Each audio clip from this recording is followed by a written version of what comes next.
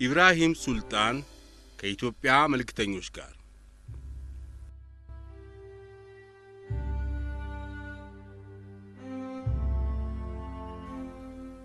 የዋናው ኮሚሲዮን የውስጥ ደንብ እንደሚፈቅደው የየአገሩ የፖለቲካ መሪዎች መግለጫቸውን ከሰጡ በኋላ የስብሰባውን አዳራሽ ከመልቀቃቸው በፊት ከየመልእክተኞቹ ለሚቀርብላቸው ጥያቄዎች መልስ መስጠት አለባቸው። የኤርትራ የነጻነት ግንባር ተብሎ በአጭር ጊዜ ውስጥ የተፈጠረው ድርጅት ዋና ጸሐፊ ከኢትዮጵያ መልእክተኞች መሪ የቀረቡለት ጥያቄዎችና ግራዝማች ኢብራሂም ሱልጣን የሰጣቸው መልሶች ዋና ዋናዎቹ የሚከተሉት ናቸው። ኢትዮጵያ በአባሲዶች የሥልጣን ዘመን የባግዳዱ ከሊፋ ካስተዳደራቸው አገሮች አንዱ ዛሬ ኤርትራ የምትባለው አገር ከሆነች በዚያን ዘመን ይህች አገር የመጠሪያ ስሟ ማን ይባል ነበር? ቀጥሎም የባግዳዱ ከሊፋ ሥልጣን ከተበታተነ በኋላ በኤሚሮች ዘመን በከፊል የኤርትራን ግዛት ይመራ የነበረው እስላሙ ኤርትራዊ ማን ይባላል? ኢብራሂም ሱልጣን እኛ ወደ ኒውዮርክ ስንመጣ የጥንት ታሪካችንን የሚያስረዳውን ትልቁን መጽሐፍ ይዘን አልመጣንም። ለተባበሩት መንግስታት የተናገርነው ዋና ዋናውን ታሪካችንን ነው። ዝርዝር ነገር ማወቅ ከተፈለገ በዓለም ታሪክ ውስጥ ፈልጎ ማግኘት ይቻላል። በአዳራሹ ውስጥ ሳቅ ሞላ። ኢትዮጵያ ላቀረብኩት ጥያቄ መልሱን አላገኘውም። ግራዝማች ኢብራሂም መልሱን ያልሰጡበት ምክንያት ያነበቡልንን ታሪክ ከልባቸው ስለማያምኑበት ወይም በሚገባ ስላላጠኑት ይመስለኛል። በመሰረቱ ግራዝማች ኢብራሂም ያደረጉት ንግግር የጣሊያን መንግስት ኢትዮጵያን ለመጉዳት በሚነዛው የሐሰት ፕሮፓጋንዳ ተደጋግሞ የታተመውን ቃል ስለሆነ በጠቅላላ አቀራረቡ አዲስ ነገር አላየንበትም። ይሁን እንጂ ስለ ጥንታዊ ታሪካችን ሲጠቅሱ በአባሲዶች ዘመን ኤርትራ በባግዳዱ ከሊፋ ከተገዙት አገሮች አንዷ ነች ብለው ስለተናገሩ የዚህ ታሪክ ትክክለኛው ጊዜ መቼ እንደነበረና በዚያንም ዘመን ኤርትራ ማን ተብላ ትጠራ እንደነበረ እንዲገልጹልን ጥያቄ ያቀረብንላቸው ማስረጃው ለሁላችን ግልጽ ሆኖ እንዲታየን በማሰብ ነበር። ነገር ግን የነጻነት ግንባር ድርጅት መሪ ጥንታዊ ታሪካችንን በሚያሳዝን ቅጥፈት አበላሽተው ሲናገሩ ማስረጃውን ለማቅረብ ባለመቻላቸው እርማት መስጠት መብታችንም ግዴታችንም ይሆናል። በስምንተኛው መቶኛ ዓመት አባሲዶች የተባሉት የነቢዩ መሐመድ ቤተሰቦች ሥልጣናቸውን ባግዳድ ላይ መስርተው በመላው አረብ አገሮች ላይ በነገሱበት ዘመን ከቀይ ባህር እስከ ህንድ ውቅያኖስ ያለው የኢትዮጵያ ግዛት የሚተዳደረው መንበራቸው አክሱም ላይ በሆነው የኢትዮጵያ ነገሥታት መሆኑን ትክክለኛው ታሪክ ያረጋግጣል። ስለዚህ ግራዝማች ኢብራሂምና መሪያቸው የጣሊያን መንግሥት አዲስ የፖለቲካ ፓርቲ ሲያቋቁሙ ለኤርትራ አዲስ ታሪክ ፈጥሮ ለማሳሳት የሚያደርጉት ሙከራ ከንቱ መሆኑን እንዲያውቁት እናስጠነቅቃቸዋለን።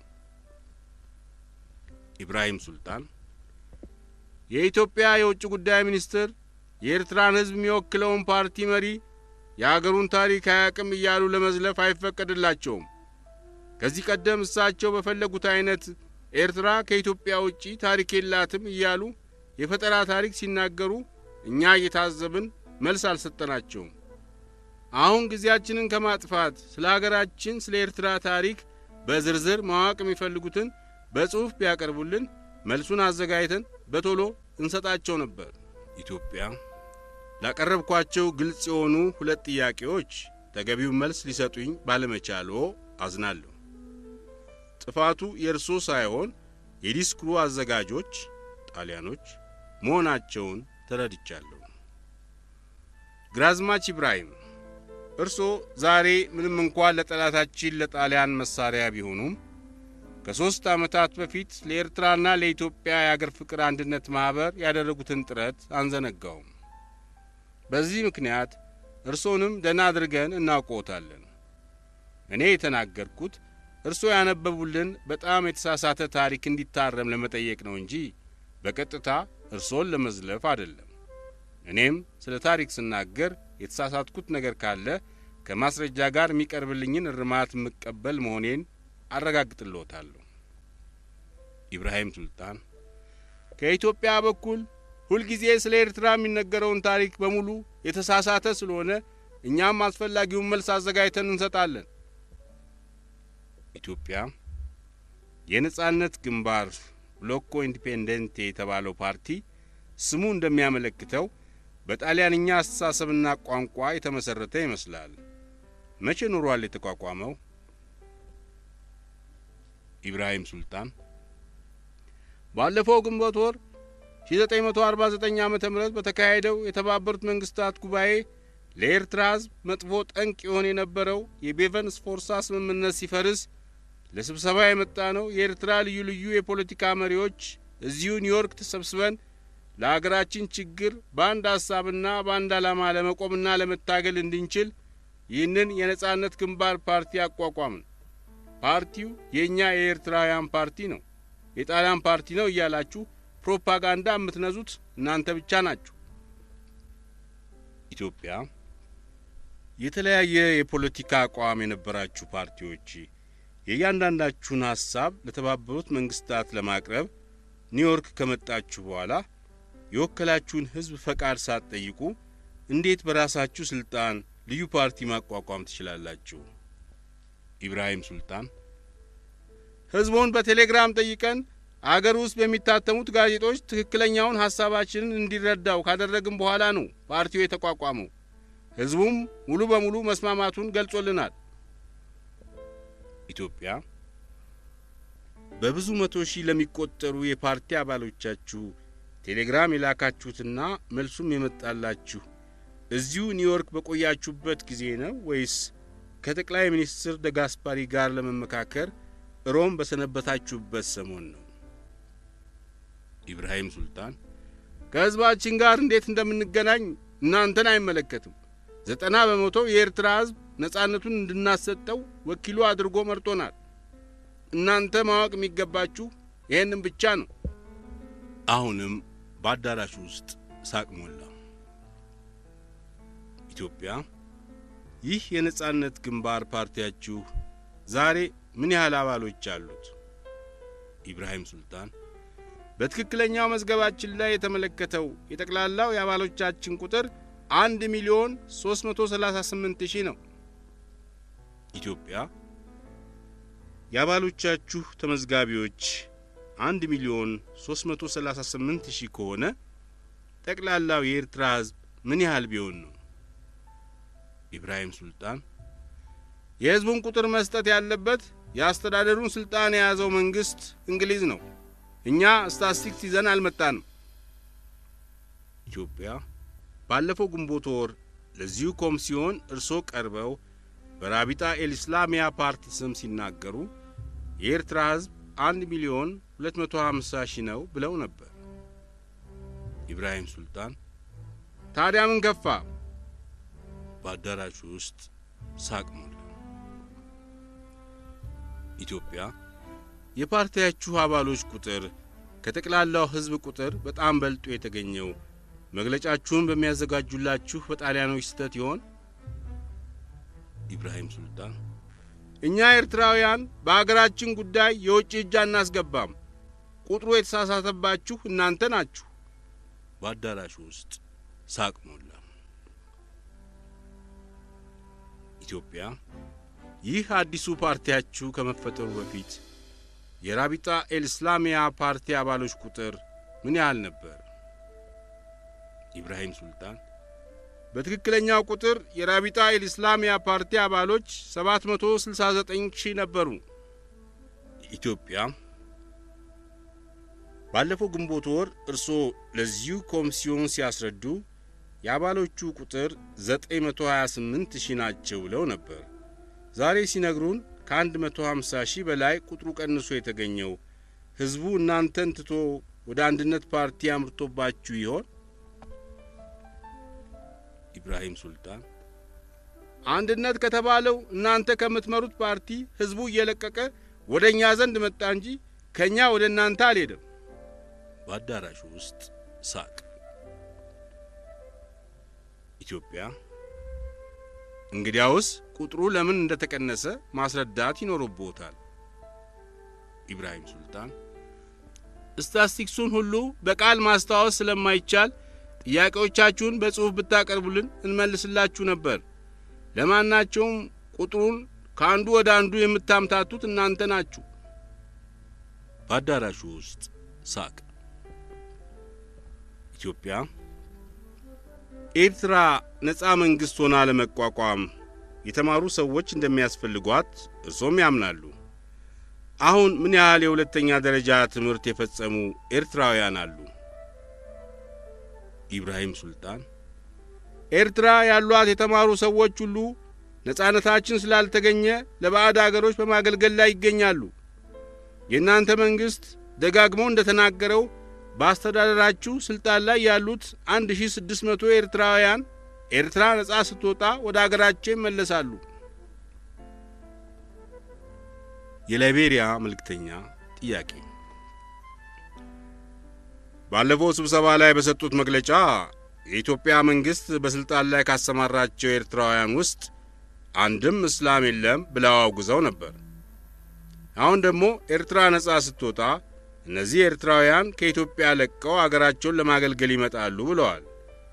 እዚህ ላይ በሃይማኖት ምክንያት አዝነውበት የነበረውን ጉዳይ አሁን ካቀረቡት ሐሳብ ጋር እንዴት አድርገው ያስታርቁታል?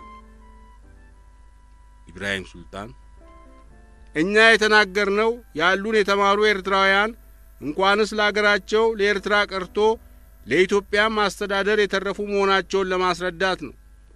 ሌላው ቢቀር አሁን በዚህ አዳራሽ ውስጥ የኢትዮጵያ መልእክተኞች ሆነው የተደረደሩት 99 በመቶ ኤርትራውያን መሆናቸውን ማየት በቂ ማስረጃ ነው። እኛ በአዲሱ ፓርቲያችን ዓላማ ኤርትራውያንነታቸውን ካረጋገጡ ክርስቲያኖች ናቸው ብለን አናርቃቸውም። በፓርቲያችን ውስጥ ጥቂቶች ይሁኑ እንጂ ክርስቲያኖችም አሉ። ኢትዮጵያ በኢትዮጵያ መንግሥት ውስጥ ለከፍተኛ ኃላፊነት የተመደቡት የኤርትራ ተወላጆች ለኢትዮጵያዊነታቸው ጥያቄ ስለሌለው እነሱ እናንተን ተከትለው የአገራቸውን መሠረታዊ ታሪክ እንደማይለውጡ ማወቅ አለባችሁ።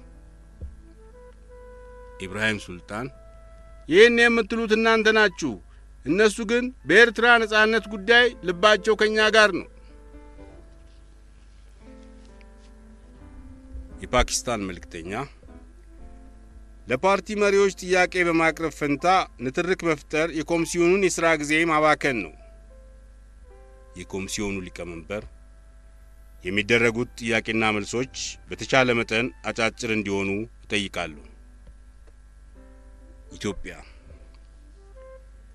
ለግራዝማች ኢብራሂም ሱልጣን አንድ የመጨረሻ ጥያቄ ማቅረብ እፈልጋለሁ። በዛሬው ሰዓት በኤርትራ ውስጥ የሁለተኛ ደረጃ ትምህርት የጨረሱ ስንት ሰዎች አሉ? መቼም በዩኒቨርሲቲ ደረጃ የተማሩ አሉ ወይ ብዬ አልጠይቅም። ኢብራሂም ሱልጣን ኢትዮጵያ ራሷ ነጻ መንግስት የሆነች በአገሯ ውስጥ አንድም ዩኒቨርሲቲ የላትም።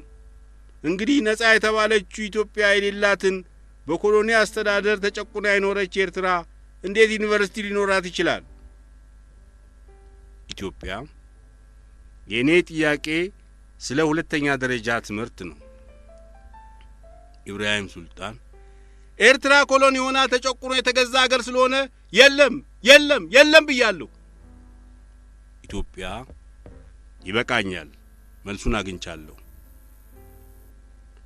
ጣሊያን የኤርትራን ሕዝብ ለ50 ዓመታት ጨቁኖ ሲገዛ ኤርትራውያን በገዛ አገራቸው ከአራተኛ ክፍል በላይ እንዲማሩ አይፈቀድላቸውም ነበር። ግራዝማች ኢብራሂም እርሶ ራስዎ ትምህርት ሳያገኙ ጊዜው ያለፈቦ በግፈኛው የጣሊያን አስተዳደር ምክንያት ነው። ጣሊያን ይህን ሕዝብ ምን ያህል እንደ ጐዳው ሁላችንም ደህና አድርገን እናውቃለን። ዛሬም ቢሆን ጣሊያን የኤርትራን ዕድል ለማሰናከል ከመጣር አላረፈም። እኛ ኢትዮጵያውያን ጣሊያንን እስከ መጨረሻው ለመቋቋም ተዘጋጅተናል። የኤርትራም ሕዝብ ከእኛ ጋር ነው። የምናዝነው አንዳንድ በገንዘብ ተገዝተው የኤርትራን ጥቅም ለመሸጥ የሚጥሩ በመኖራቸው ብቻ ነው። የኮሚሲዮኑ ሊቀመንበር የኢትዮጵያ መልእክተኛ ቀደም ሲል ለጥያቄ መልሱን አግኝቻለሁ ስላሉ ንግግሮም እዚሁ ላይ እንዲያቆሙልን እጠይቃለሁ። አለማወቅ ለድፍረት ፍቅረ ነዋይ ለክህደት ይመቻል እንደተባለው ኢብራሂም ሱልጣን የጣሊያኖች ደጋፊ ሆኖ የኤርትራን መሠረታዊ ታሪክ ከኢትዮጵያ ነጥሎ የአረቦች ተገዢ የነበረች አድርጎ ሲያቀርባት ሕሊናው አልወቀሰውም።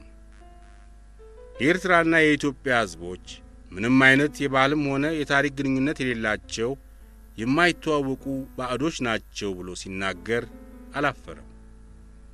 ከ3 ዓመት በፊት ግን የኤርትራና የኢትዮጵያ አንድነት አባል ሆኖ ለኢትዮጵያዊነት ምን ያህል ሲጨፍር እንደነበረ ትዝ አላለውም።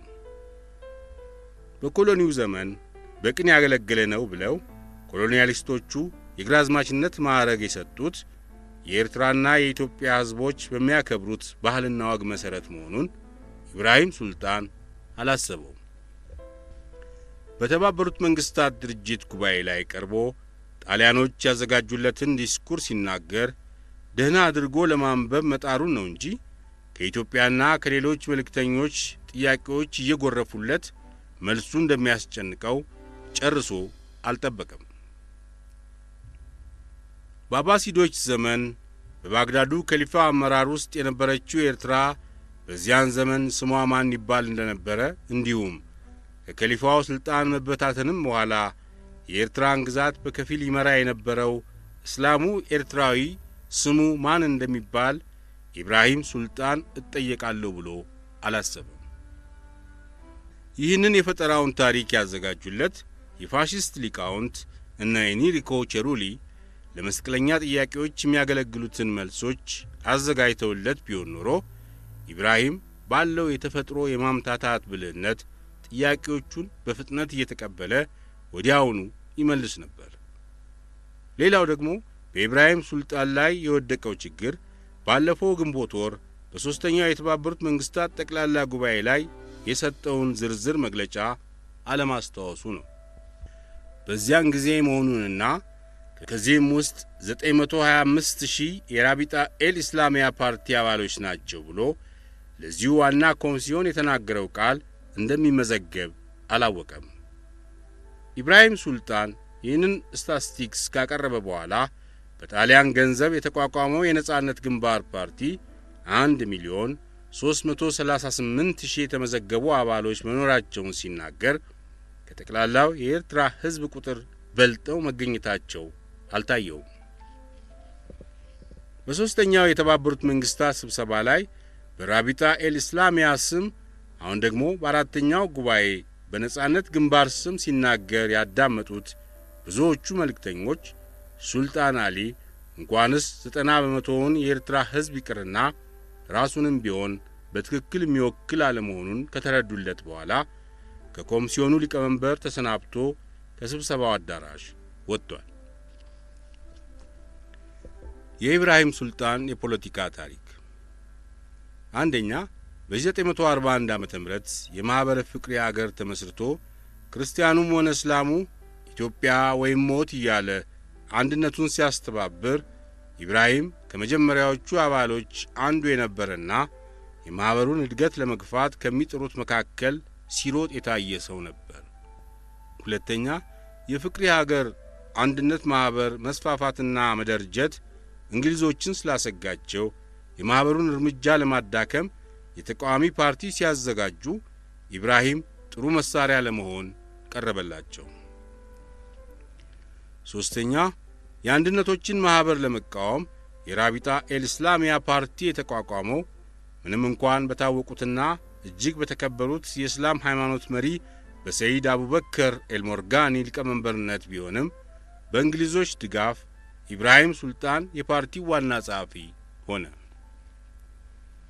አራተኛ፣ የአንድነቶች ማኅበር አባል ሆኖ ለኢትዮጵያዊነት ካልሞትኩ ብሎ ይጋበዝ የነበረው ኢብራሂም ሱልጣን በአንድ ጊዜ ተለውጦ ኤርትራ ከኢትዮጵያ ጋር ምንም አይነት የዘርም ሆነ የባህል የታሪክም ሆነ የአስተዳደር ግንኙነት ኖራት አያውቅም ብሎ ካደ። በራቢጣ ኤል ኢስላሚያ ፓርቲ ስም ስለ ኤርትራ የወደፊት ዕድል ሲናገር ኤርትራ ከነጻነት በፊት ከ10 እስከ 15 ዓመት ድረስ በታላቋ ብሪታንያ መንግሥት አስተዳደር መሰልጠንና መዘጋጀት አለባት ሲል እንግሊዞችን ለማስደሰት ሞክሮ ነበር። አምስተኛ በ1949 ዓመተ ምህረት እንግሊዞች ከኤርትራ ግዛት የምዕራባዊው ቆላ ወደ ሱዳን እንዲቀላቀል የምስራቁና የደጋው ክፍል ከኢትዮጵያ ጋር እንዲዋሃድ መፍትሄ ሲያሰናዱ ኢብራሂም ሱልጣን በመጀመሪያ በዚህ ሐሳብ ከእንግሊዞች ጋር መቆም ጀመረ። እያደር ሲያየው ጥቅም የማይሰጠው ሲመስለው እንግሊዞችን ትቶ ወደ ጣሊያኖች ተዛወረ። ስድስተኛ የኤርትራ ግዛት መከፋፈል የለበትም። ለኤርትራ መፍትሄው ነጻነትን መስጠት ነው። አገሩ ነጻነትን ለመቀበል አልደረሰም ከተባለ የተባበሩት መንግስታት በሚወስነው የሞግዚት አስተዳደር እንዲደረግልን እንጠይቃለን ሲል በራቢጣ ኤል እስላሚያ ፓርቲ ስም ለሶስተኛው ጠቅላላ ጉባኤ አመለከተ። ኢብራሂም ሱልጣን ይህንን ሐሳብ የወረወረው የተባበሩት መንግስታት ድርጅት ጣሊያን ኤርትራን በሞግዚትነት እንዲያስተዳድር ይመድባል በሚል ተስፋ ነበር። ሰባተኛ የሞግዚት አስተዳዳሪ ለመሆን ጣሊያን ምንም አይነት ዕድል የሌላት መሆኑ ሲታወቅ በሮማ መንግሥት ገንዘብ ብሎኮ ኢንዲፔንዴንቴ ኤሪትሪዮ የተባለ የነጻነት ጥያቄዎች ግንባር ተቋቋመ። ኢብራሂም ሱልጣን የዚህ አዲስ ፓርቲ ዋና ጸሐፊ ሆኖ በጥቅምት 1949 ዓ.ም በአራተኛው የተባበሩት መንግስታት ስብሰባ ላይ ለኤርትራ አሁኑኑ ነጻነት እንዲሰጥ ጠየቀ። ስምንተኛ የነጻነት ግንባር ፓርቲ በጣሊያን ገንዘብ መቋቋሙንና ግቡም ለጣሊያን ጥቅም መሆኑን ሕዝቡ እየተረዳው ሲሄድ ኢብራሂም ሱልጣንና ወገኖቹ ብዙ ተቃዋሚዎች ገጠሟቸው። በሼህ አሊ ራዳ የሚመራው የምዕራቡ አውራጃ የእስላሞች ማኅበርና በመሐመድ ዑመር ቃዲ ምጽዋ ላይ የተደራጀው የምስራቅ እስላሞች ድርጅት የኢብራሂም ሱልጣንን የነጻነት ግንባር ፓርቲ ባዶ ቀፎ እንዲሆን አደረጉት። ዘጠነኛ በታህሳስ 1950 ዓመተ ምህረት ኤርትራ በፌዴሬሽን ከኢትዮጵያ ጋር እንድትቀላቀል የተባበሩት መንግስታት ድርጅት ከወሰነ በኋላ የፌዴሬሽኑ ሕገ መንግሥት በሚዘጋጅበት ጊዜ ኢብራሂም ሱልጣን በእንግሊዞች እርዳታ የሕገ መንግሥት አደራጅ ምክር ቤት አባል ሆኖ ተመረጠ። አስረኛ ዘላኑ ፖለቲከኛ ኢብራሂም ሱልጣን ከአንድነት ማኅበር ወደ ራቢጣ፣ ከራቢጣ ወደ ነጻነት ግንባር፣ አንድ ጊዜ ለእንግሊዞች ሌላ ጊዜ ለጣሊያኖች ሲያሸረግድ ከኖረ በኋላ በመጨረሻው አንዱም ሳይሳካለት ባዶ እጁን ቀረ። በ1956 ዓመተ ምህረት በአስፋ መንግሥት ጊዜ በተደረገው የሁለተኛው የኤርትራ ፓርላማ ምርጫ ኢብራሂም ሱልጣን ሚመርጠው አጥቶ በኤርትራ ውስጥ የፖለቲካ ሕይወቱ ማክተሚያ ሆነ።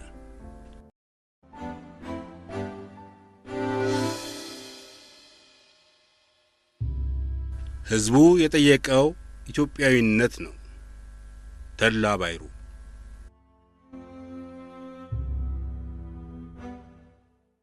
የተባበሩት መንግስታት ድርጅት የኤርትራ ነጻነት ግንባር ተብሎ በጣሊያን የተቋቋመው ድርጅት ወኪል ያደረገውን ሰፊ ዲስኩር ካዳመጠ ከ3 ቀናት በኋላ ጥቅምት 10 ቀን 1949 ዓ.ም የኤርትራና የኢትዮጵያ አንድነት ፓርቲ ዋና ጸሐፊ የሚሰጡትን መግለጫ ለመስማት ወሰነ።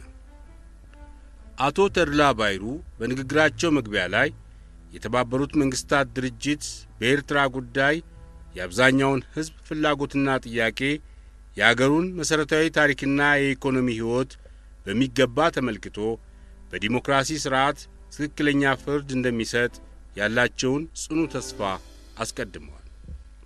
የአንድነት ፓርቲ ዋና ጸሐፊ ከዚሁ አያይዘው የሰጡት መግለጫ ኤርትራ በኮሎኒያሊስት ጣሊያን ከመያዟ በፊት የኢትዮጵያ አካል የነበረች አገር መሆኗን ታሪኩን ተንትነው በማስረዳት ነበር። ቀጥሎም እነ ኢብራሂም ሱልጣን የሮማ መንግሥት መሳሪያ በመሆን የኤርትራ እውነተኛ ታሪኳ ተደምስሶ በአዲስ የፈጠራ ታሪክ እንዲለወጥ የኤርትራ ሕዝብ ፍላጎት ተሰርዞ የጣሊያን ምኞት እንዲፈጸም የሚያደርጉትን ጥረት የተባበሩት መንግስታት ድርጅት እንዲገነዘበው አጥብቀው ጠይቀዋል። ተድላ ባይሩ በረጅሙ ከገለጿቸው ሐሳቦች ዋና ዋናዎቹ ቀጥሎ የተመለከቱት ናቸው። 1. በጭካኝነቱና በግፈኛነቱ እጅግ በታወቀው በጣሊያን ኮሎኒ አስተዳደር ለ50 ዓመታት ሲሰቃይ የኖረው የኤርትራ ሕዝብ ነጻነቱንና ሰላሙን የሚያገኘው ከእናት አገሩ ከኢትዮጵያ ጋር ሲቀላቀል ብቻ ነው። ይህ አስተያየት የአብዛኛውን የኤርትራን ሕዝብ ስሜትና ፍላጎት የሚገልጽ መሆኑን የኃያላን መንግሥታት መርማሪ ኮሚሽን በሰጠው ራፖር የተነገረ ስለሆነ ዝርዝር ውስጥ በመግባት ጊዜያችሁን አልወስድም። 2. በሁለተኛው የዓለም ጦርነት ዘመን የፋሽስትን ሥልጣን ከምስራቅ አፍሪካ ለማባረር የታላቋ ብሪታንያ ጦር በአገራችን ላይ ውጊያውን ባካሄደ ጊዜ ሰላም ሲመለስ ኤርትራ ከኢትዮጵያ ጋር ትቀላቀላለች ብሎ የሰጠውን ቃል ሕዝባችን በጋለ መንፈስ ተቀብሎ ከእንግሊዝ ጦር ሰራዊት ጋር በመሰለፍ የተጠየቀውን በሚገባ ፈጽሟል። ቀጥሎም የኢትዮጵያ ነጻነት በተመለሰበት ዕለት እንደ ኢትዮጵያውያን ዘመን አቆጣጠር ሚያዝያ 27 ቀን 1933 ዓመተ ምህረት ይህ የአገር ፍቅር አንድነት ማኅበራችን አስመራ ላይ ተመሠረተ። 3. የድርጅታችን ዋና ዓላማ ከቅኝ ግዛት ጭቆና ነጻ ሆነን በዘራችንና በባህላችን በቋንቋችንና በማኅበራዊ ኑሯችን አንድ አይነት ባህሪና አንድ አይነት ታሪክ ካለን ከጥንታዊት ሀገራችን ከኢትዮጵያ ጋር ለመዋሃድ የተመሠረተ ነው። አሁን ያሉን 700,000 የሚሆኑት አባሎቻችን ጠላቶቻችን እንደሚያስወሩት ክርስቲያኖች ብቻ ሳይሆኑ ወንድሞቻችን እስላሞችም በብዛት መኖራቸውን ማረጋገጥ እንወዳለን።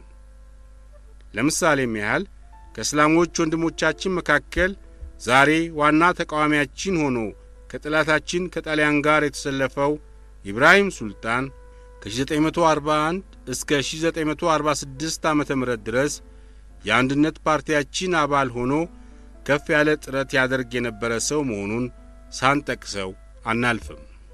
4. የአንድነት ማኅበራችን ታጋይ የነበረው ይኸው ኢብራሂም ሱልጣን ባለፈው ግንቦት ወር በዚሁ የስብሰባ አዳራሽ በራቢጣ ኤልእስላሚያ ፓርቲ ስም በሰጠው መግለጫ ለኤርትራ ሕዝብ ከነጻነት በፊት ሞግዚት አስተዳዳሪ እንደሚያስፈልገው ማመልከቱ ይታወሳል። ኢብራሂም በዚያን ጊዜ ይህን ሐሳብ ያቀረበው ሞግዚት አስተዳዳሪው ጣሊያን ሊሆን ይችላል በሚል ተስፋ ነበር።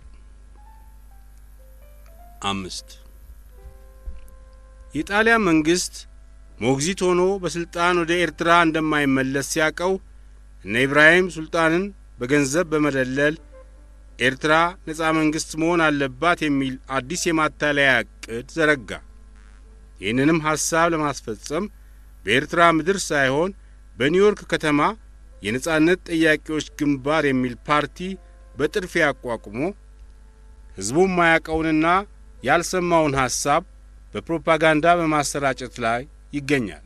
ስለዚህ የተባበሩት መንግሥታት ድርጅት መጠንቀቅና በጥልቅ መገንዘብ ያለበት ይህ የነጻነት ግንባር የተባለ ፓርቲ የኤርትራ ሕዝብ ያልተካፈለበትና ፍጹም ጣሊያናዊ ድርጅት መሆኑን ነው።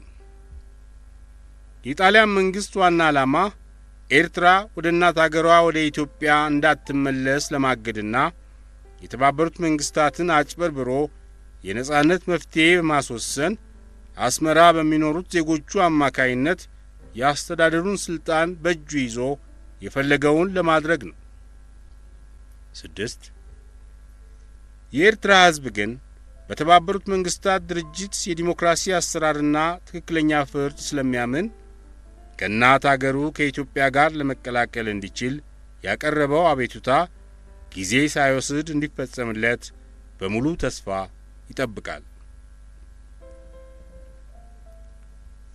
አቶ ተድላ ባይሩ በረጅሙ ያደረጉት ንግግር መሰረት የጨበጠና የኤርትራን ጉዳይ በትክክል የሚያብራራ ስለነበር በኮሚሲዮኑ ገበታ ላይ የተሰገሰጉት የጣሊያን ነገረ ፈጆች የመስቀለኛ ጥያቄ እየደራረቡ ለማምታታት እድል አላገኙም።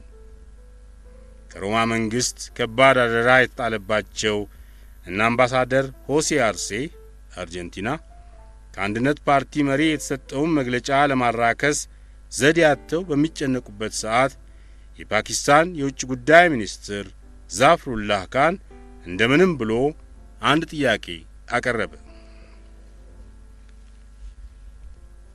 የዛፍሩላህ ካን ጥያቄ ለኤርትራ ነጻነት የሚጠይቀው የነጻነት ግንባር ፓርቲና ከኢትዮጵያ ጋር መቀላቀል አለብን የሚለው የእናንተ ፓርቲ የሰጣችሁንን መግለጫዎች አዳምጠናል።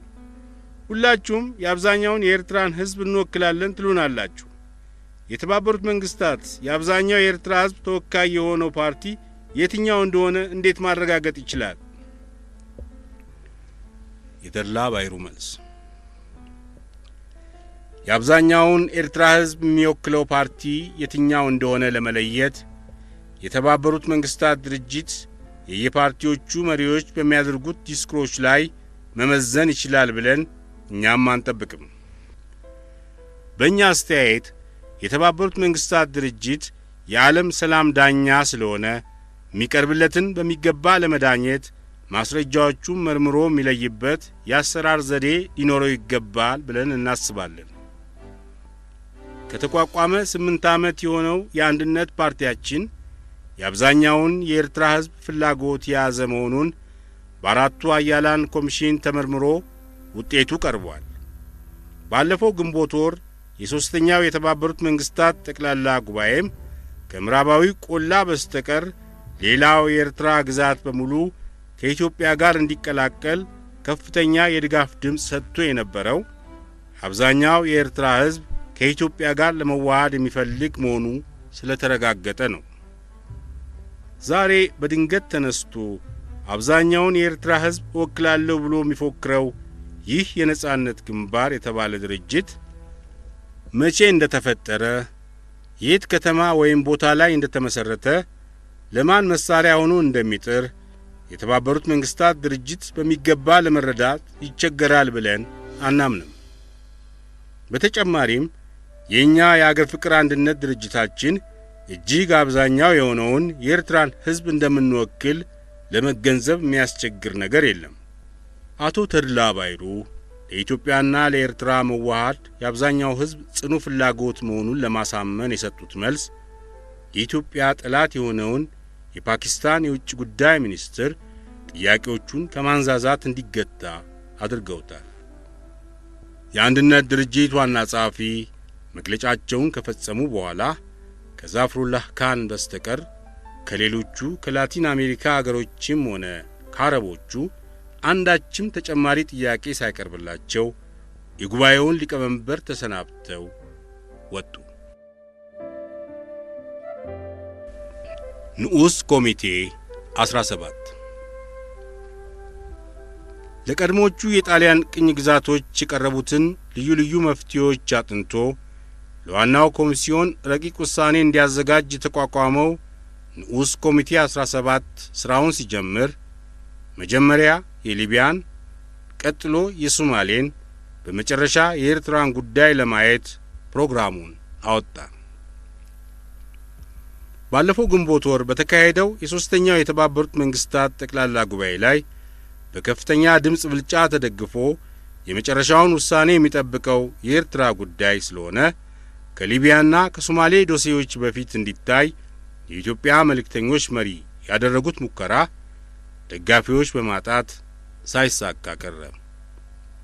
ይህ ንዑስ ኮሚቴ 17 ተቋቁሞ አባሎቹ በተመረጡ ጊዜ በዚህ መጽሐፍ ቀደም ሲል እንደተገለጸው አቶ አክሊሉ ሀብተወልድ በብስጭት መንፈስ የጣሊያን ኮሚቴ ብለው የሰየሙት አላግባብ አልነበረም።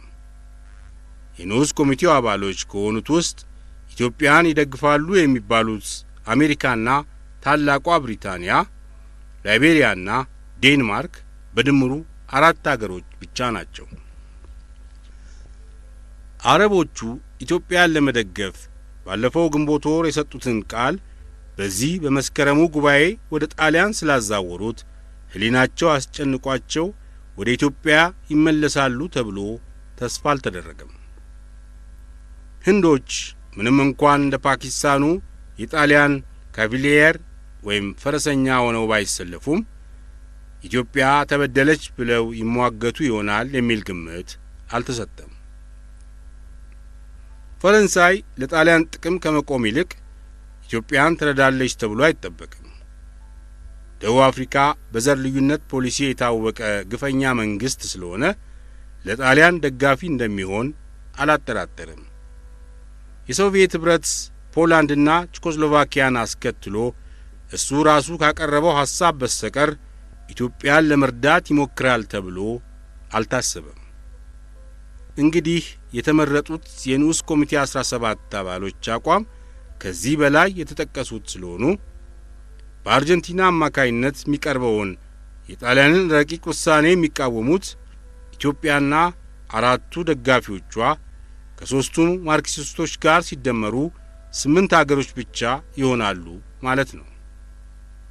በዚህ አኳኋን ከ21 አባሎች መካከል ቀሪዎቹ 13 አገሮች የሚደግፉት መፍትሔ የሮማን መንግስት የሚያረካ እንደሚሆን ስለሚጠበቅ ኢትዮጵያ ከዚህ ከጣሊያን ኮሚቴ ፍርድ እንደማታገኝ ገና ከጠዋቱ አውቃለች። ጥቅምት 11 ቀን 1949 ዓ.ም ንዑስ ኮሚቴ 17 ስራውን ሲጀምር በመሰብሰቢያው ጠረጴዛ ላይ የቀረቡት 3 አይነት ረቂቅ መፍትሔዎች ነበሩ። የመጀመሪያው ሊቢያ ከተወሰነ ጊዜ በኋላ ነጻ እንድትወጣ፣ ሶማሌ ለነጻነት ብቁ እስክትሆን ድረስ በጣሊያን ሞግዚትነት እንድትቆይ፣ ኤርትራ ግን ከምዕራቡ አውራጃዎች በስተቀር ሌሎቹ በሙሉ ከኢትዮጵያ ጋር እንዲዋሃዱ ከእንግሊዝና ከአሜሪካ ተደጋግሞ የቀረበው መፍትሔ ነው። ሁለተኛው ሊቢያ አሁኑኑ ነጻነቷ እንዲሰጣት፣ ኤርትራና ሶማሌ ግን መስኮብ አባል በሆነበት በተባበሩት መንግስታት ሞግዚትነት ለ5 ዓመታት እንዲቆዩ ከሶቪየት ኅብረት የቀረበው ሐሳብ ነው። ሦስተኛው የሮማ መንግስት ሐሳቡን ነድፎ በታወቀው ወኪሉ በአርጀንቲና አማካይነት የቀረበው መፍትሔ ሶማሌ ለጣሊያን ተመልሳ ሊቢያና ኤርትራ አሁኑኑ ነጻነታቸውን ይቀበሉ የሚለው ነው። ከነዚህ ከቀረቡት 3 ረቂቅ ውሳኔዎች ውስጥ በሁለተኛ ደረጃ የተጠቀሰው የሶቪየት ኅብረት ሐሳብ ከፖላንድና ከቼኮስሎቫኪያ በስተቀር ማንም ስለማይደግፈው ንግግር ሳይደረግበት ከአጀንዳው እንዲሰረዝ ተደረገ። አርጀንቲናና ፓኪስታን ጣሊያን የቀየሰላቸውን መንገድ በመከተል ለዳኝነት ከመመረጣቸው በፊት ፍርዳቸውን በቅድሚያ ያዘጋጁ ስለሆኑ ምንም አይነት እንቅፋት ሳይገጥማቸው ሀ ሊቢያ ከ2 ዓመት በኋላ ነጻነቷን እንድትቀበል፣ ለ ሶማሌ ለሚቀጥሉት 10 ዓመታት ጣሊያን በሞግዚትነት እንዲያስተዳድራት አስፈላጊውን 2/3 ድምፅ አሰባስበው ረቂቁን ውሳኔ አሳለፉ። ወዲያው በታላቋ ብሪታንያና በአሜሪካ ተደግፎ በድጋሚ የቀረበው የኤርትራ ጉዳይ ሲጀመር የጣሊያን ሰልፈኞች ነጻነት ነጻነት በሚል ቃል ድምፃቸውን ማስተጋባት ጀመሩ። በዚህ በንዑስ ኮሚቴ 17 ላይ ኢትዮጵያን የወከሉት ብላታ ኤፍሬም ተወልደ መድኅን እና አርጀንቲና በሚያዘጋጁት የተሳሳተ ውሳኔ የተሰማቸውን ሐዘንና ቅሬታ ለኮሚቴው አባሎች ገለጹ። ኤርትራ ወደ ኢትዮጵያ እንዳትቀላቀል መንገዱን ዘግታችሁ ጣሊያን ሶማሌን መልሶ እንዲይዝ የምታቀርቡት ውሳኔ በቀጥታ በኢትዮጵያ ሕይወት ላይ አደጋ መጣል መሆኑ አይታያችሁም ወይ? ጣሊያን ኢትዮጵያን ወግቶ በሕዝቧ ላይ ያንን ሁሉ እልቂት ለማድረስ የቻለው የጦሩን ዝግጅት ሶማሌና ኤርትራ ላይ አደራጅቶ መሆኑን አታስታውሱም ወይ? የውሳኔያችሁ ዓላማ ኢትዮጵያን በድሎ ጠላቷ ጣሊያንን መጥቀም ከሆነ ከእንግዲህ ወዲህ ኢትዮጵያ በተባበሩት መንግስታት ድርጅት ላይ እምነት አጥታ የራሷን አቋም ብትወስድ አጠፋች ብላችሁ ለመውቀስ ወይም ለመደነቅ ትሞክሩ ይሆን? ጠላታችንን ጣሊያንን ለመርዳት ብላችሁ በምታደርጉት ውሳኔ የሚያስከትለውን አደጋ ለማየት ካልቻላችሁ ከእንግዲህ ወዲህ ኢትዮጵያ በድጋሚ መስዋዕትነት እንደማትቀበል መገንዘብ አለባችሁ። ብላታ ኤፍሬም ተወልደ መድኅን ሕሊና ለመቀስቀስ ብለው የተናገሩትን ቃል በቁም ነገር የሚያዳምጥ መልእክተኛ አላገኙም። በመሰረቱ ሰው ህሊናው የሚወቅሰው ህሊና ሲኖረው ነው። ሆሴ አርሴ ወደፊት በታሪክ ተወቃሽ ሆናለሁ ብሎ ከማሰብ ይልቅ የዛሬው ጥቅሙ ስለሚበልጥበት የህሊና ችግር አላደረበትም። ዛፍሩላህ ካን የቅኝ ግዛት ቀንበር የወደቀባቸው ህዝቦች የነጻነት ምሳሌና ተስፋ ከሆነችው ከኢትዮጵያ ይልቅ ኮሎኒያሊስት ጣሊያንን የመረጠው ለዛሬ ጥቅሙ ስለሆነ የህሊና ወቀሳ ይደርስብኛል ብሎ አልተጨነቀም። ሌሎችም እንደዚሁ ናቸው። በንዑስ ኮሚቴ 17 ውስጥ የታጎሩት እነዚህ የጣሊያን ወዳጆች በተለይ በሶማሌ ጉዳይ የነ ኮምትስ ፎርሳን ፍላጎት ካሟሉ በኋላ ወደ ኤርትራ ዶሴ ለመሻገር ሲዘጋጁ የዩናይትድ ስቴትስ ዋና መልእክተኛ አምባሳደር ጄሴፕ በአራት አገሮች ታጅቦ ለኤርትራ መፍትሄ አዲስ ሐሳብ ይዞ ቀረበ።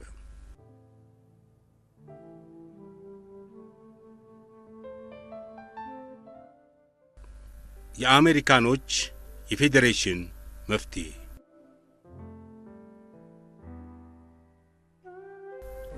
ከኤርትራ ግዛት የምስራቁና የደጋው ክፍል ከኢትዮጵያ ጋር እንዲቀላቀል፣ የምዕራባዊው ቆላ ወደ ሱዳን እንዲገባ አሜሪካኖች ከእንግሊዞች ጋር ተባብረው ካለፈው ሚያዝያ ወር 1949 ዓ.ም ጀምሮ ውሳኔ ለማግኘት ያደረጉት ጥረት የሚጠብቁትን ውጤት ሳይሰጣቸው ቀረ።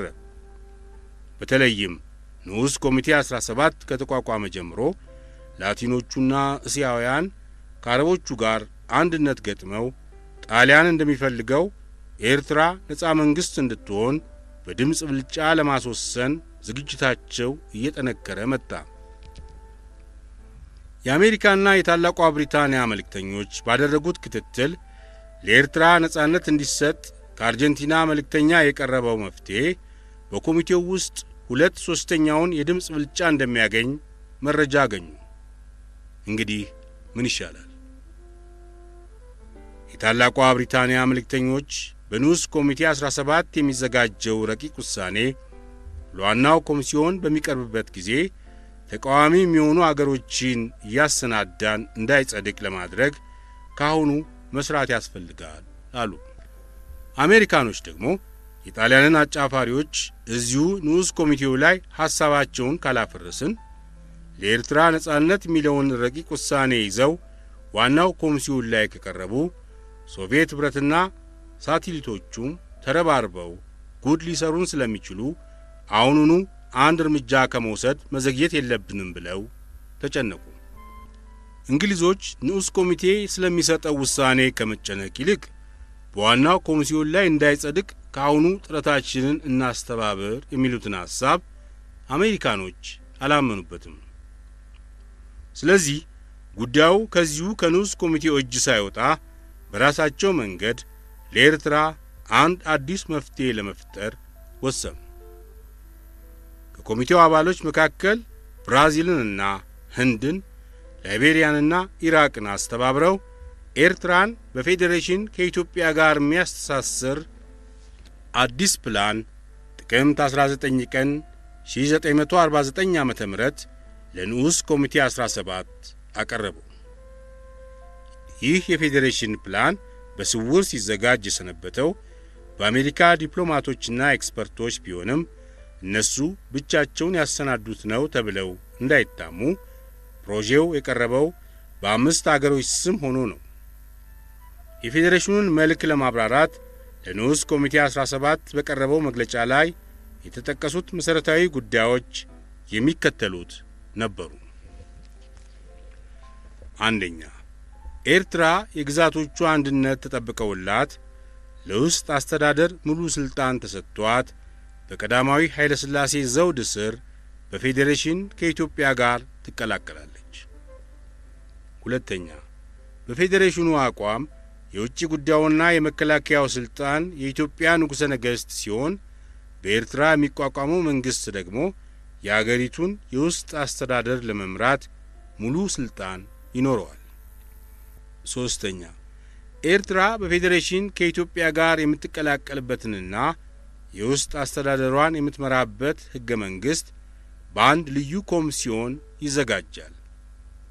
ከዚህ ቀጥሎ የተዘረዘሩት ሀ ከተባበሩት መንግስታት ድርጅት ተመርጦ የሚሾም አንድ ኮሚሽነር የኮሚሲዮኑ ሰብሳቢ፣ ለ በኤርትራ ውስጥ ያሉትን ክርስቲያኖቹን፣ እስላሞቹን፣ የጣሊያን ተወላጆቹን ለመወከል የሚመረጡ 3 ሰዎች፣ ሐመርኋ ከተባበሩት መንግስታት ድርጅት አባሎች የታላቋ ብሪታንያ፣ የኢትዮጵያና የጣሊያን፣ የብራዚልና የኢራቅ አገሮችን የሚወክሉ 5 ሰዎች፣ በድምሩ 9 ሰዎች የሕገ መንግሥቱ አዘጋጅ ልዩ ኮሚሲዮን አባሎች ይሆናሉ።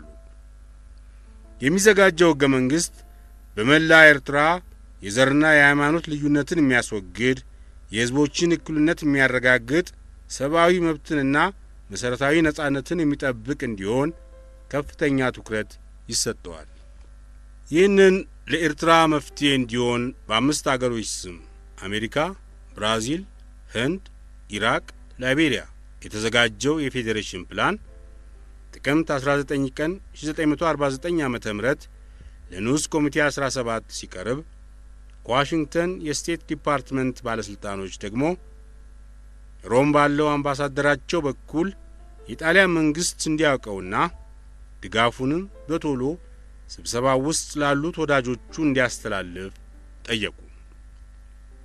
አሜሪካኖች ይህንን የፌዴሬሽን መፍትሄ የፈጠሩት የኢትዮጵያን ጥያቄና የጣሊያንን ፍላጎት የሚያረካ ለተባበሩት መንግስታት ድርጅትም ክብር የሚሰጥ ለራሳቸውም ለአሜሪካኖች በኢንተርናሽናል መስክ ላይ የተለየ ዝና የሚያስገኝላቸው ይሆናል ብለው ተስፋ በማድረግ ነው። የኤርትራ ሕገ መንግሥት ሲዘጋጅ በአገሩ ላይ ያሉት የጣሊያን ተወላጆች ወኪላቸውን መርጠው የሚካፈሉበት ስለሆነ ቀጥሎም የአስተዳደሩ መንግሥት ከውጭ ጉዳይና ከመከላከያ በስተቀር በሌላው በኩል ሙሉ ሥልጣን ስለሚኖረው በኢትዮጵያ መንግሥት ጥቃት ሊደርስብን ይችላል ብለው የሚሰጉበት ጉዳይ ይወገድላቸዋል። ለኢትዮጵያ ደግሞ የኤርትራን ግዛት በከፊል ከማግኘት ይልቅ መላ ኤርትራን በፌዴሬሽን መቀበል የበለጠ ጥቅም የሚሰጥ ይሆናል። ንጉሠ ነገሥቱ ቀዳማዊ ኃይለ ሥላሴም የውጭ ጉዳይ ፖሊሲውና የመከላከያው ኃይል ሥልጣን በእጃቸው ስለሆነ በዓለም ላይ የተለየ ክብር ያገኙበታል። ከዚህም በቀር ጣሊያን ወደ ኤርትራ እንዳይመለስ ኢትዮጵያ የምትሰጋበትን ይህ የፌዴሬሽን አስተዳደር በሩን ስለሚዘጋላት ከዚህ የተሻለ መፍትሄ መጠበቅ የለባትም። የተባበሩት መንግስታትም እየተወሳሰበ የመጣውን የኤርትራን ፕሮብሌም ለመፍታት ከማይችልበት ደረጃ ላይ ስለደረሰ ይህ የፌዴሬሽን መፍትሄ ሲጸድቅ ድርጅቱ ከወደቀበት ትልቅ ችግር ይገላገላል። እንግዲህ የኤርትራ ጉዳይ ለሚመለከታቸው ሁሉ በየመልኩ አጥጋቢ መልስ የሚሰጥና በሁሉም ዘንድ ተቀባይነት የሚኖረው አይነተኛ መፍትሄ ነው ብለው አሜሪካኖች ይህን የፌዴሬሽን ፕላን ሲያቀርቡ ከሁሉ ይበልጥ አስገራሚ ሆኖ የታየው እንግሊዞች በምክሩም ሆነ በዝግጅቱ ተካፋይ ሳይሆኑ መቅረታቸው ነው። ሐሳቡን ሲጸንሱና ሲያቀናብሩ ጉዳዩ በቀጥታ የሚመለከታትን ኢትዮጵያን እኛ የምናስብላትን መቀበል ይኖርባታል ብለው ተካፋይ እንድትሆን ባያደርጉም ታላቋ ብሪታንያ የመፍትሄው ዝግጅትና ያቀራረቡ አጃቢ አለመሆኗ የሁለቱን ወንድማማች አገሮች ኅብረት ምን ያህል እንደሚያሻክረው አሜሪካኖች ሳያስቡበት ቀርተዋል። እንግሊዞችን ወደ ጎን ትተው ከላቲን ግሩፖች ብራዚልን፣ ከእስያ ህንድን፣ ከአረቦች ኢራቅን፣ ከአፍሪካ ላይቤሪያን ይዘው በእነሱም አማካይነት የአብዛኛዎቹን አባል አገሮች የድጋፍ ድምፅ በመሰብሰብ ድል የሚመቱ መስሎ ታይቷቸው ነበር።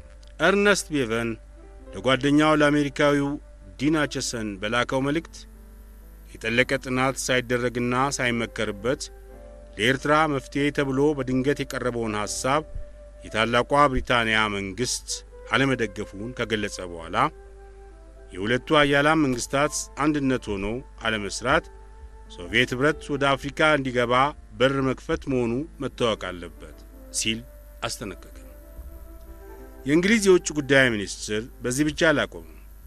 በተባበሩት መንግሥታት ዘንድ ላለው መልእክተኛ በሰጠው መምሪያ የታላቋ ብሪታንያ አቋም ከአሜሪካ የተለየ መሆን እንዳለበት አስታውቆታል። ኤርትራን በፌዴሬሽን ከኢትዮጵያ ጋር ለማቀላቀል ከአሜሪካ መንግሥት የቀረበው ሐሳብ አስፈላጊ ያልሆኑ ብዙ ችግሮች የሚፈጥርና በሥራም ላይ ለመዋል የማይመች ስለሆነ ታላቋ ብሪታንያ አትስማማም። እንደ ሰማሁት የፌዴሬሽኑ ዓላማ የኤርትራን ግዛት በአንድነት የሚያጠቃልል ስለሆነ የምዕራባዊ ቆላ ከሱዳን ጋር እንዲዋሃድ ከዚህ ቀደም የተስማማንበትን ያፈርሳል። በዋሽንግተን ያለው የግርማዊ የእንግሊዝ ንጉሥ አምባሳደር ለውጭ ጉዳይ ሚኒስትሩ ለዲን አቸሰን አስተያየታችንን በመግለጽ እንዲነጋገርበት አድርጌያለሁ።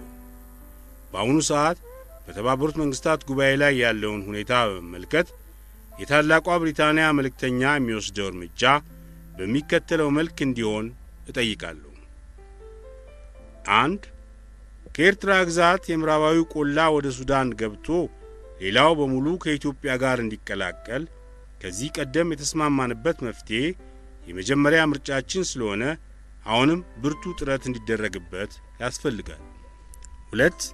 ይህ የማይሳካ ሆኖ ለኤርትራ ነጻነት እንዲሰጥ የጣሊያን ወዳጆች እየጠነከሩ ከመጡ የተባበሩት መንግሥታት ልዩ መርማሪ ኮሚሽን ልኮ የሕዝቡን ፍላጎት ያጣራ የተባለው ሐሳብ እንዲጸድቅ ብርቱ ጥረት ማድረግ ነው። 3. ይህ በሁለተኛ ደረጃ የተጠቀሰው ሐሳብ በሚጸድቅ ጊዜ ሌላው ጥንቃቄ የሚጠይቀው ከሚመደቡት የተባበሩት መንግሥታት መርማሪ ቡድኖች መካከል ከመስኮብም ሆነ ከሳቴሊቶቹ አንድም አባል እንዳይመረጥ ብርቱ ጥረት እንዲደረግ ያስፈልጋል። ከዚህ በላይ የተጠቀሰው የቤቨን መምሪያ በግልጽ የሚያስረዳው የአሜሪካኖች የፌዴሬሽን ፕላን እንኳንስ እንዲጸድቅ ንግግርም እንዲደረግበት የማይፈልግ መሆኑን ነው። የአሜሪካኖቹ መፍትሄ አንቀበልም ያሉት እንግሊዞች ብቻ ሳይሆኑ ኢትዮጵያና ጣሊያንም አልፈለጉትም። ከሁሉ ይበልጥ የዋሽንግተን መንግሥት ያናደደው የፌዴሬሽኑን ሐሳብ አልቀበልም ለማለት የጣሊያን የውጭ ጉዳይ ሚኒስትር ካርሎስ ፎርሳ የሰጠው የእብሪት መልስ ነው። የዩናይትድ ስቴትስ መንግሥት ለኤርትራ ጉዳይ መፍትሄ እንዲሆን በማሰብ ያደረገውን ሙከራ እናመሰግናለን። የጣሊያን መንግሥት ለኤርትራ ነጻነት ከመስጠት በስተቀር ሌላ መፍትሄ አይቀበልም። የኤርትራ ሕዝብ ነጻነቱን ለመቀዳጀት የተዘጋጀ ከመሆኑም በላይ በስልጣኔ ረገድ ከኢትዮጵያ ሕዝብ ይበልጥ ወደፊት የተራመደ ስለሆነ የውጭው ፖሊሲና የመከላከያው ጉዳይ የንጉሡ ሥልጣን ሆኖ የውስጥ አስተዳደር መንግሥት ይቋቋምለት የተባለው አይጠቅመውም። ከዚህ ይልቅ ኤርትራ ነጻነቷን ካገኘች በኋላ ከኢትዮጵያ ጋር ሰፊ የሆነ የኢኮኖሚ ግንኙነት እንዲኖር ቢታሰብ የጣሊያን መንግሥት ሙሉ ድጋፉን ይሰጣል። ይህን በመሰለ አነጋገር የ77 ዓመት ሽማግሌ ካርሎስ ፎርሳ የዩናይትድ ስቴትስ መንግሥት እስከዚህ መዳፈሩ ብዙዎቹን የፖለቲካ ታዛቢዎች አስገርሟል። የአሜሪካኑ የዲን አቸሰን ቁጣና የእንግሊዙ የኤርነስት ቤቨን ኩርፊያ ቢደመርም በተባበሩት መንግሥታት ጉባኤ ላይ ለጣሊያን የተሰለፉላት ደጋፊዎች የሚያስተማምኑ ስለሆኑ ካርሎስ ፎርሳ አልተበገረም።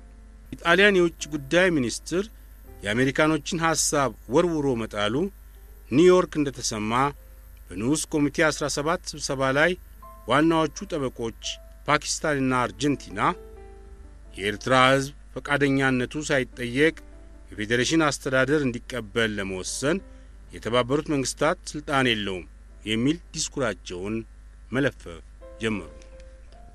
የፌዴሬሽኑ ፕላን ሲቀርብ ከአሜሪካ ጋር ተባባሪ ደራሲዎች በመባል ከተሰለፉት አገሮች መካከል ብራዚልና ህንድ ለኤርትራ ጉዳይ ከዚህ የተሻለ መፍትሄ አይገኝም እያሉ ወገኖቻቸውን ለማሳመን ቢሞክሩም የሚደግፋቸው አላገኙም። የአሜሪካኖች ፕላን ባልተጠበቀ ሰዓት በድንገት የቀረበ በመሆኑ የኢትዮጵያ መልእክተኞች መሪ ጉዳዩን በኮድ ለጃንሆይ አስረድተው መልስ ለማግኘት ጊዜው ስላጠረ በራሳቸው ኃላፊነት አንድ አቋም መውሰድ ግዴታቸው ነበር። መጀመሪያ ፌዴሬሽን የተባለው አሰራር ለኢትዮጵያ በጣም እንግዳ ነገር ስለሆነ በአገራችን ካለው የአስተዳደር ስርዓት ጋር ለማግባባትና በተግባር ላይ እንዲውል ለማድረግ ሰፊ ጥናትና ዝግጅት ይጠይቃል። ሁለተኛ ኤርትራ ከኢትዮጵያ ጋር በፌዴሬሽን የምትቀላቀለው ለአስተዳደሯ የራሷ የሆነ መንግስት አቋቁማ ስለሆነ የንጉሠ ነገሥቱ ሥልጣን በውጭ ጉዳይና በመከላከያ ብቻ መወሰኑን ቀዳማዊ ኃይለ ሥላሴ አይቀበሉትም። ሶስተኛ፣ የፌዴሬሽኑ ሕገ መንግሥት የሚዘጋጀው በአስመራ ያሉት ጣሊያኖች እንደ አገሩ ሕዝብ እኩል ተቆጥረው በሚካፈሉበት ኮሚሲዮን እንዲሆን መታሰቡን የኤርትራ ሕዝብ አይቀበለውም። ስለዚህ ኢትዮጵያ ምንም እንኳን እንደ ጣሊያን የእብሪት መንፈስ በተዋሃደው አነጋገር አሜሪካንን ማስቀየም ጥቅሟ ባይሆንም የቀረበውን ሐሳብ ለማጥናት ረዘም ያለ ጊዜ ስለሚጠይቅ ለመቀበል አልተዘጋጀንም የሚል መልስ ብትሰጥ ይሻላል ተብሎ በዚሁ ተፈጸመ። አሜሪካኖች በታሪካቸው ብዙ ጊዜ እንደታየው የረቀቀ ዲፕሎማሲ ኖሯቸው አያውቅም። እንደ ተባበሩት መንግስታት ድርጅት በመሳሰሉት የኢንተርናሽናል ጉባኤዎች ላይ ለሚደቀኑት ችግሮች መፍትሄ ለማቅረብ የፈለጉ እንደሆነ ከታላቁ ከዩናይትድ ስቴትስ ኦፍ አሜሪካ የሚመነጭ አስተያየት በታላቅ ክብር መደመጥ አለበት የሚል ስሜት ይሰጣሉ። ብዙ ተቃዋሚዎች የሚያጋጥማቸው ሐሳባቸው ሁልጊዜ የሚነቀፍ ነው ተብሎ ሳይሆን አብዛኛው በአቀራረባቸው የሚያሳዩት የበላይነት መንፈስ ነው። ከዚህ በቀር ደግሞ በዓለም ጉዳይ ላይ የሚያቀርቡት ሐሳብ እንዲሰምር የየአገሮቹን መንግስታት የማስተባበርና የማግባባት ቀደም አድርገው ሜዳውን የማዘጋጀት ጥበብ ይጎላቸዋል። በተለይም ወደ ኋላ የቀረውን ሕዝብ ለመርዳት በጎ ፈቃድ የላቸውም ማለት ቢያስቸግርም ችግሩ የት ላይ እንደሆነ የጠለቀ ጥናት በማድረግ ተረድተውለት አያውቁም። ስለ ችግረኛው ዓለም ሕዝብ ጉዳይ መፍትሄ ፍለጋ ውይይት በሚደረግበት ጊዜ ከአገሩ የተፈጥሮ ሀብት አቅምና ከሕዝቡ የሕይወት ልማድ ጋር የሚጣጣም ሐሳብ ሲሰነዝሩ አይታዩም። በተመቻቸና ድሎት ባጠቃው ዓለም ላይ የሚዋኙ ስለሆኑ ዳቦ ብርቁ ለሆነው ሕዝብ እንደ ማሪ አንቱዋኔት ኬክ ለምን አይቀርብለትም ለማለት ምንም ያህል አይቀራቸውም። የደሃ አገር መንግሥት የነጻነት ባንዲራውን እያውለበለበ ለተራበው ሕዝቡ እርዳታ ለማግኘት ከአሜሪካኖች ጋር ከሚያደርገው ውይይት ይልቅ ከቀድሞ ገዢዎቹ ከኮሎኒያሊስቶች ጋር ሲከራከር የበለጠ ግልጽ ይሆንለታል።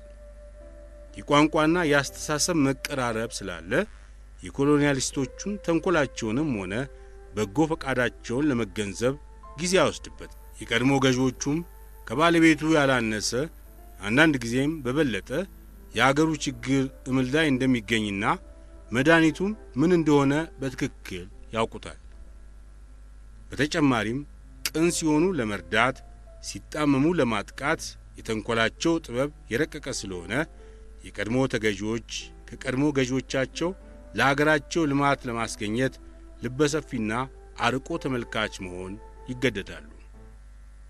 አለበለዚያ እንደ ጊኒው ሴኩቱሬ በር ዘግቶ ነጻነት በድህነት በሚል ጩኸት ለ25 ዓመታት አገሩን ሳይለማ ሕዝቡም ሳያልፍለት ባዶ ቤት ይቀራሉ። አሜሪካኖች ቀደም ሲል እንደተጠቀሰው የችግረኛው ዓለም ሕዝብ ፕሮብሌም በአጭርና በረጅም ጊዜ ውስጥ እንዴት እንደሚፈታ በትክክል አይታያቸውም። ለልማት ፕሮጀክት በማዘጋጀት እንርዳ ብለው የተነሱም እንደሆነ እነሱ ከደረሱበት ደረጃ የሚጀምር ወይም እነሱ የተጠቀሙበትን ዘዴ እየነደፉ ወጪውን ከመጠን በላይ ከማሳበጥ በስተቀር በአገሩና በደሃው ሕዝብ አቅም ሊሰራ የሚችል ፕላን መወጠን አይሆንላቸውም። ለምሳሌ ለኤርትራ የወደፊት ዕድል የሚሻለው ከኢትዮጵያ ጋር በፌዴሬሽን ማቀላቀል ነው ብለው ሲነሱ ስለ ሕገ መንግሥቱ አዘገጃጀትና ስለ ኦቶኖሚው አስተዳደር ሥልጣን ያቀረቡት ፕላን ቀጥሎም በድምፅ ብልጫ እንዲጸድቅላቸው እንግሊዞችን ችላ ብለው ብቻቸውን የወሰዱት እርምጃ የአሜሪካኖችን የአሰራር ጠባይ የሚያሳይ ነው።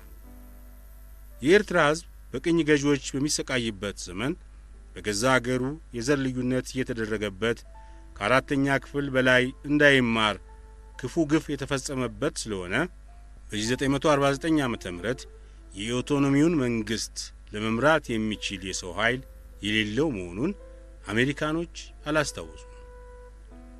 በኤርትራ ያሉት የኮሎኒያሊስት ጣሊያን ርዝራዦች ለ50 ዓመታት በሕዝቡ ላይ የፈጸሙት በደል አንሶ የአገሪቱ የወደፊት ዕድል ሲመሰረት የሕገ መንግሥት አዘጋጆች እንዲሆኑ ሲያሳስቡ የኦቶኖሚውንም መንግሥት የምትመሩት እናንተ ናችሁ እንደማለት የሚቆጠር መሆኑን አሜሪካኖች አልተረዱትም።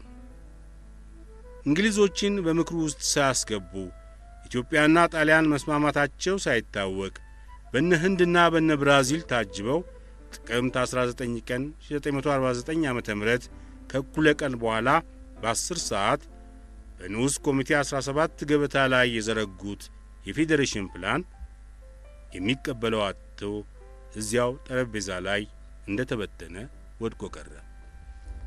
የሙሶሎኒ ወራሾች እነ ኮምት ስፎርሳ አርቀው የሚያዩ ቢሆን ኖሮ በኤርትራ ለሚኖሩት ዜጎቻቸው ሰፊ ዕድል ለማስገኘት ከዚህ አሜሪካኖች ከለፉበት የፌዴሬሽን ፕላን የተሻለ መፍትሄ አልነበረም። ጣሊያኖች ድፎ ዳቦ ካልቀረበልን አንቀምስም ብለው ሲንቀባረሩ ሙሉ አመለጣቸው። የአሜሪካኖች ፕላን ሰፋ ያለ ሙግት እንኳን ሳይደረግበት ተድበስብሶ መና የቀረበት ዋናው ምክንያት እንግሊዞች ስለተቀየሙ፣ ኢትዮጵያ ስላዘነች፣ ሞስኮቮች ከነወገኖቻቸው ስለተቃወሙ አይደለም። የጣሊያን መንግስት አሜሪካኖች የነደፉለትን ጥቅም ባለመገንዘብ አልፈልግም ብሎ ስለጣለው ብቻ ነው።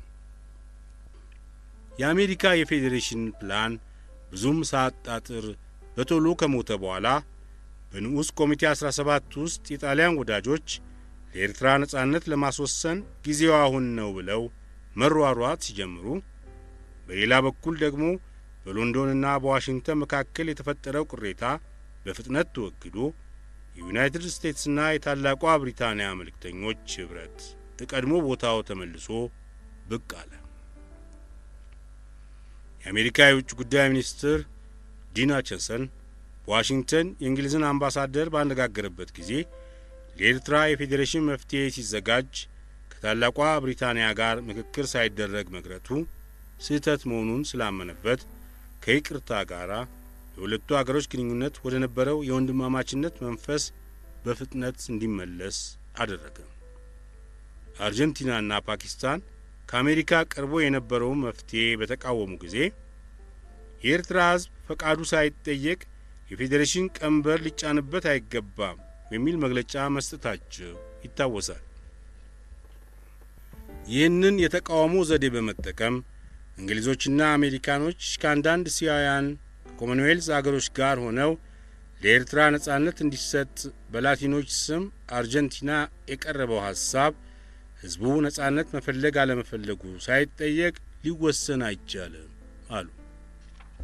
የኤርትራ ግዛት ለኢትዮጵያና ለሱዳን እንዲከፈል ተደጋግሞ የቀረበው ሐሳብ በአሁኑ ሰዓት ለመጽደቅ ምንም አይነት ዕድል እንደሌለው አሜሪካና እንግሊዝ ተስፋ ሲቆርጡ የተባበሩት መንግስታት መርማሪ ኮሚሽን ልኮ የሕዝቡን ፍላጎት እንዲያጣራ ከዚህ ቀደም በአውስትራሊያ ቀርቦ የነበረውን ሐሳብ እንደገና ለመቀስቀስና ደጋፊዎች ለመሰብሰብ እርምጃ ወሰዱ።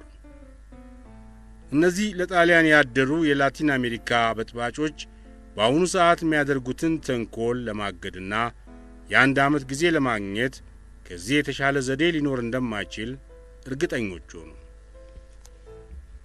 በመሰረቱ የጣሊያንም መንግስት ቢሆን ቀደም ሲል ለደጋፊዎቹ የሰጠው መምሪያ ለኤርትራ የነጻነቱ ጉዳይ የማይሳካ ከሆነ የሕዝቡ ፍላጎት ይታወቅ ተብሎ እንደገና ሌላ መርማሪ ኮሚሽን እንዲላክ ማስደረግ መሆኑ ይታወሳል። ስለዚህ ነጻነት ይሰጥ ከሚለው ግሩፕ የሕዝቡ ፍላጎት ይጠየቅ የሚለው ወገን እንዲያሸንፍ አንግሎ አሜሪካኖች በህብረት የሚያደርጉት ጥረት ዞሮ የጣሊያንን ሁለተኛ ምርጫ ለማስወሰን ስለሆነ እነ ኮምት ስፎርሳ ያሾፉ ከመተረክ በስተቀር ተጎዳን ብለው አልጮሁም። ለኤርትራ ነጻነት ይሰጥ የሚባለውንና በሌላ በኩል ደግሞ መርማሪ ኮሚሽን እንዲላክ የሚታሰበውን በብርቱ የተቃወመች ኢትዮጵያ ብቻ ነበረች። አራቱ ኃያላን መንግስታት መርማሪ ኮሚሽን ልከው አብዛኛው የኤርትራ ሕዝብ ከኢትዮጵያ ጋር መቀላቀልን መፈለጉ ስለተረጋገጠ በድጋሚ ሌላ መርማሪ ያስፈለገበት እውነተኛው ምክንያት ምንድነው በማለት የኢትዮጵያ መልእክተኞች ደጋግመው ቢጠይቁም መልስ አላገኙም። የንዑስ ኮሚቴ 17 ዲክታተሮች የውስጥ ደንብ እንደሚያስረዳው የተፈረደበት ጥያቄ ማቅረብ የለበትም። ዳኛውም መልስ እንዲሰጥ አይገደድም። ከጥቅምት 11 ቀን እስከ ህዳር 1 ቀን 1949 ዓ.ም ድረስ ንዑስ ኮሚቴ 17 ለቀድሞቹ የጣሊያን ቅኝ ግዛቶች ለሊቢያ፣ ለሶማሌና ለኤርትራ መፍትሄ ለማቀናበር ሲያማታና ሲያምታታ ከሰነበተ በኋላ በመጨረሻ አዘጋጅቶ ያወጣው ረቂቅ ውሳኔ ኢትዮጵያ እንደጠበቀችው ጣሊያንን የሚያረካና የቀዳማዊ ኃይለ ሥላሴ መንግሥት የሚያሳዝን ሆነ። አንደኛ፣ ሊቢያ የትሪፖሊታንያ የሲሪናይካና የፌዘን አውራጃዎቿ በአንድነት ተዋህደው ከጥር 1 ቀን 1952 ዓ.ም በፊት ነጻነቷ እንዲሰጣት። ሁለተኛ፣ ሶማሌ ለሚቀጥሉት 10 ዓመታት ጣሊያን በሞግዚትነት እንዲያስተዳድራት።